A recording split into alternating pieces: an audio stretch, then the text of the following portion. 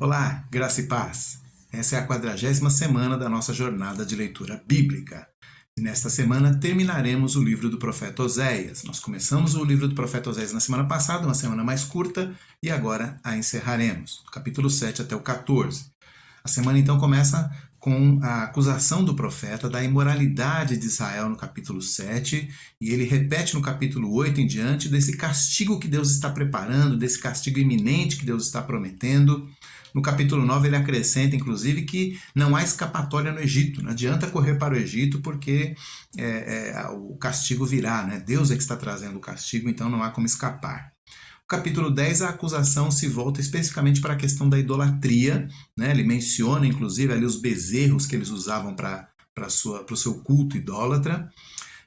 No capítulo 11 é uma mudança interessante, porque nós vimos desde o começo Deus usando a figura do marido traído, né, do marido com a esposa infiel no seu relacionamento com o seu povo, mas no capítulo 11 ele muda para a figura de um pai amoroso que cuida do filho desde o começo, que chamou o filho do Egito, né, Israel, e que aquele filho quando cresce se torna rebelde, né, não reconhece o seu pai, não obedece o seu pai e despreza o seu pai.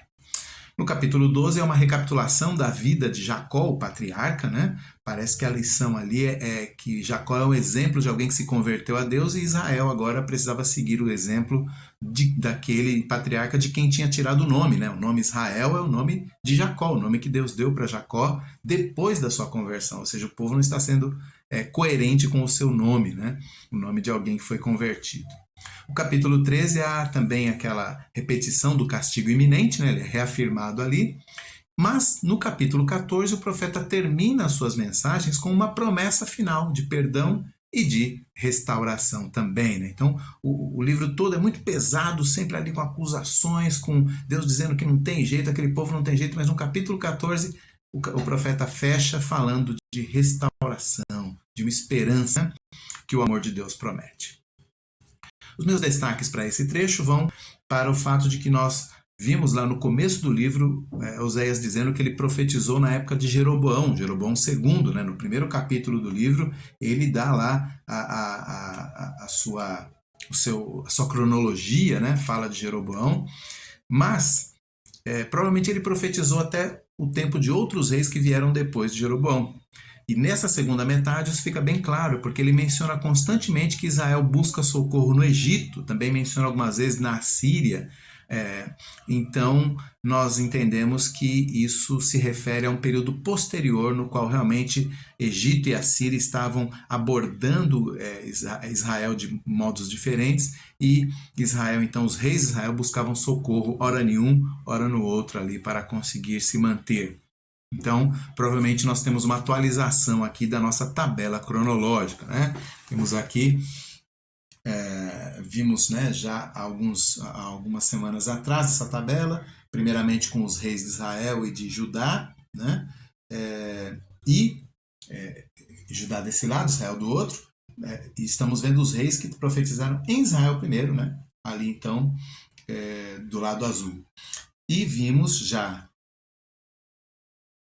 Jonas, né, que profetizou, era um profeta do reino do norte, Israel, mas profetizou para Nínive. Vimos também Amós, e agora estamos vendo Oséias, né, 3 profetas que profetizaram mais ou menos na mesma época, ali em torno do profeta Jeroboão, do rei Jeroboão, mas estendendo cada um aí o seu período um pouco mais, né, um pouco além aí, e no traço azul aí a gente pode perceber que Oséias profetizou até depois aí. Por que a gente sabe disso? Porque foram exatamente esses reis aí que estão demarcados no seu período que buscaram auxílio do Egito contra a Assíria, né? Menahem submeteu-se à Assíria, mas Peca se aliou à Síria contra a Assíria.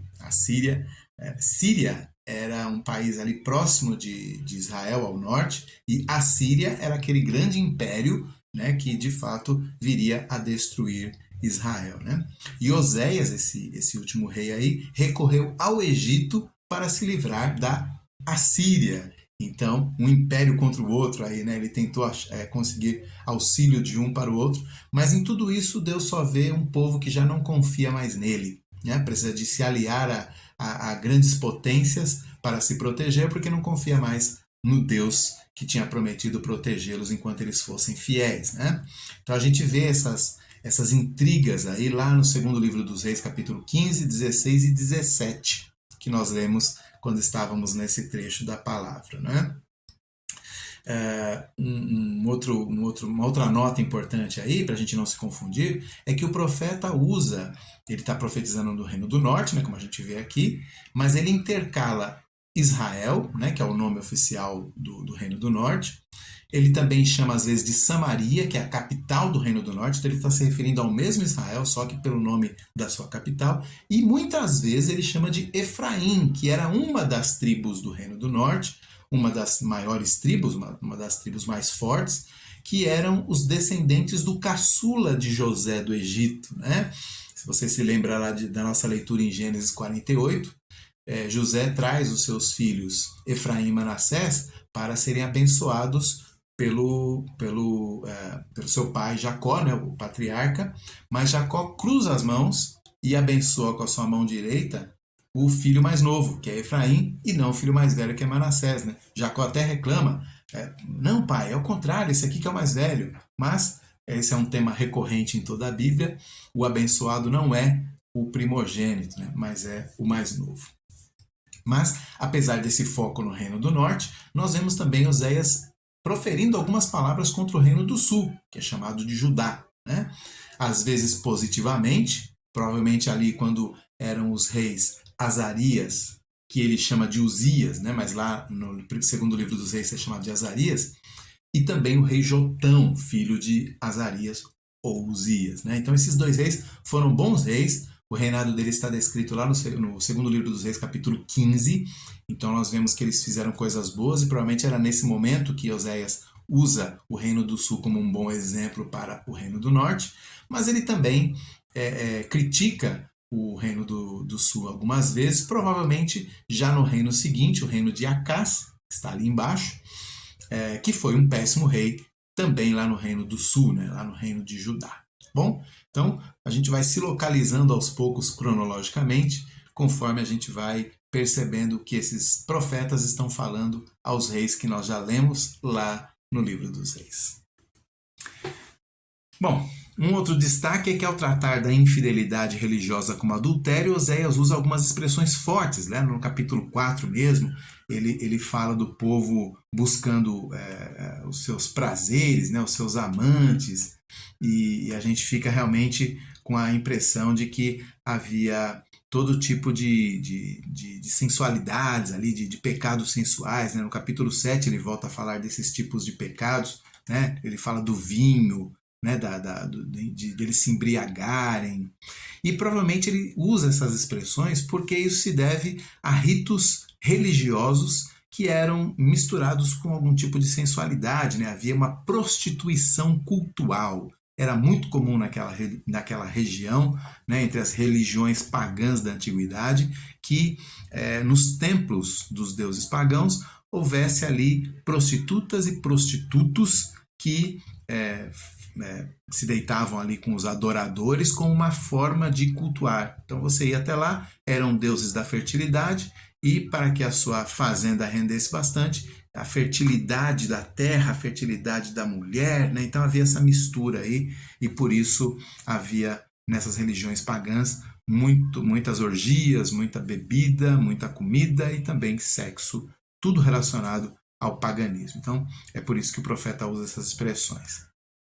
O profeta também fala algumas vezes sobre o bezerro, né? Lá no capítulo 8, versículo 6, ele fala que o bezerro de Samaria será desfeito em pedaços, será quebrado. No capítulo 10, ele fala que o bezerro será levado à Assíria como presente para o rei. Lá no capítulo 12, ele fala horrorizado que os homens até beijam bezerros, né? Não bezerro de verdade, mas os bezerros de ídolos, né? Os ídolos de bezerros, lá provavelmente bezerros de ouro. Lá no segundo livro dos Reis, capítulo 12, quando os dois reinos se dividem, o primeiro rei do Reino do Norte é Jeroboão I. E lá diz que Jeroboão I percebe que assim que o seu povo fosse até Jerusalém adorar a Deus, no templo de Jerusalém, construído por Salomão, eles não voltariam para ele mais, eles acabariam se unindo novamente aos seus irmãos lá do Reino do Sul. Então, o que ele faz? Ele inventa lá uma religião, né?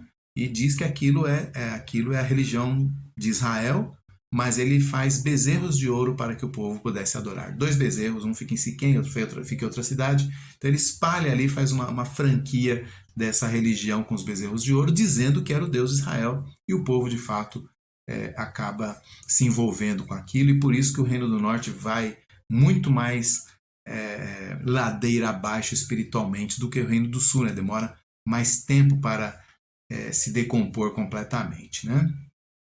E é curioso que, por último, né, é curioso também que Oséias fala de um arrependimento insincero, de um arrependimento falso, né?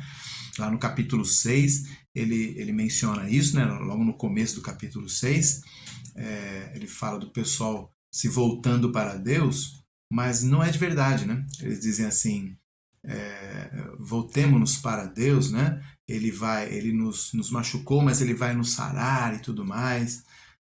Conheçamos e prossigamos em conhecer o Senhor, como a alva, sua vinda é certa, ele será como nós, como chuva serôdia que rega a terra, né? E isso até virou cântico, né? Virou cântico moderno aí, mas na verdade as palavras do povo ali são palavras falsas. Eles estão buscando a Deus apenas para se livrarem do castigo, né? Depois no capítulo 8, versículo 2, ele vai falar disso, no capítulo 11, versículo 12 novamente. Então é uma conversão falsa, é só para evitar o castigo, mas não é uma conversão verdadeira. Inclusive, parece que eles gostavam muito de festa, né? No capítulo 8, versículo 13, Deus fala assim, vocês sacrificam porque vocês gostam de sacrificar, não é por causa de mim, não. Então, mas a questão é que o Senhor não é o tipo de marido que gosta ou que se aceite ser enganado com falsas promessas de amor. Não. Deus exige fidelidade verdadeira, né? E por isso o povo vai ser castigado, sim. Então eram esses os destaques. Terminamos nesta semana o livro do profeta Oséias, né? Um daqueles profetas que nós sabemos que profetizou ao Reino do Norte, né? Enquanto o Reino do Norte estava ali em vias de ser destruído, em vias de ser castigado, Deus enviou vários profetas. Ele até menciona isso aqui neste livro, né? Dizendo que enviou seus mensageiros, mas eles não deram ouvidos. Que nós não sejamos assim. Boa leitura e até mais.